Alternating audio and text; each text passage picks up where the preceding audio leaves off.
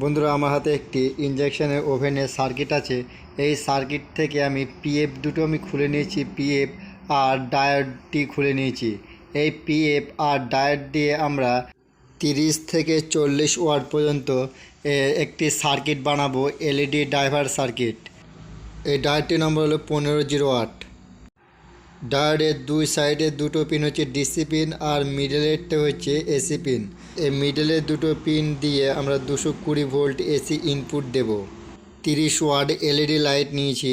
একটি ক্যাপাসিটর নিয়েছি 4.7 MFD 450 volt.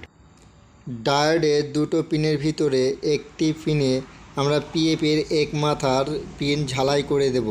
এই পিএফের কোনো প্লাস মাইনাস হয় না। আরেকটি পিএফ নিয়েছি 22 এমএফডি 650 ভোল্ট।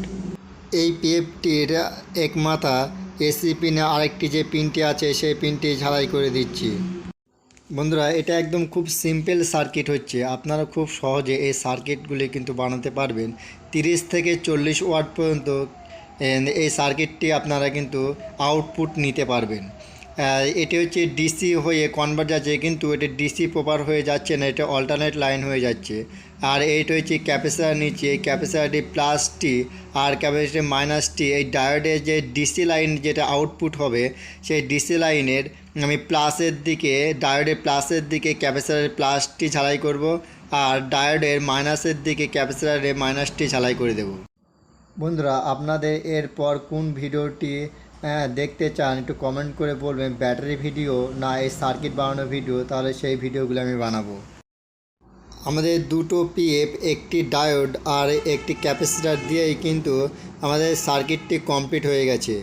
এখন এই পিএফ দুটোতে আমি একটু স্যালোটেপ মেরে দিচ্ছি, যাতে পিএফ দুটো একসাথে হয়ে থাকে, যাতে ছড়িয়ে না যায়, সেজন্য স্যালোটেপ মেরে দিচ্ছি। এই সার্কিটগুলি যদি আপনারা বানান কিন্তু খুব কম খরচা হয়ে যাবে। খুব জোর 30 টাকা খরচা করলেই এই সার্কিটগুলি কমপ্লিট হবে। এলইডি প্লাসের সাথে একটি তার ঝালাই করব, আর এলইডির মাইনাসের সাথে একটি ঝালাই করে এই ক্যাপাসিটারের যেখানে যে প্লাস আর ক্যাপাসিটারের মাইনাস আছে সেই এলইডির প্লাস আর মাইনাস ক্যাপাসিটারের প্লাস মাইনাসে লাগিয়ে দেব।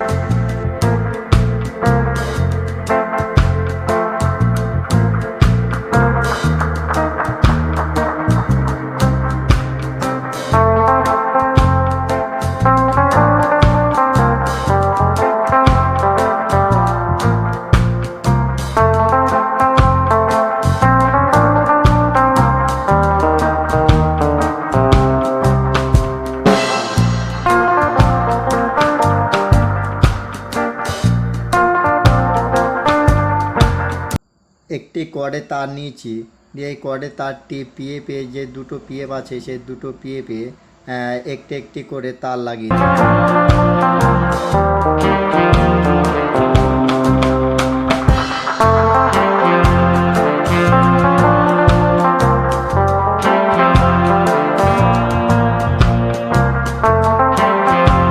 আমাদের এই সার্কিটটি সম্পূর্ণ কমপ্লিট হয়ে গেছে।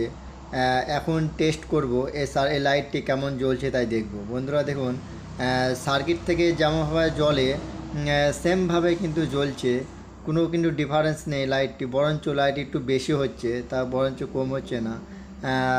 দেখুন বন্ধুরা, কত সুন্দরভাবে লাইটটি জোর হচ্ছে।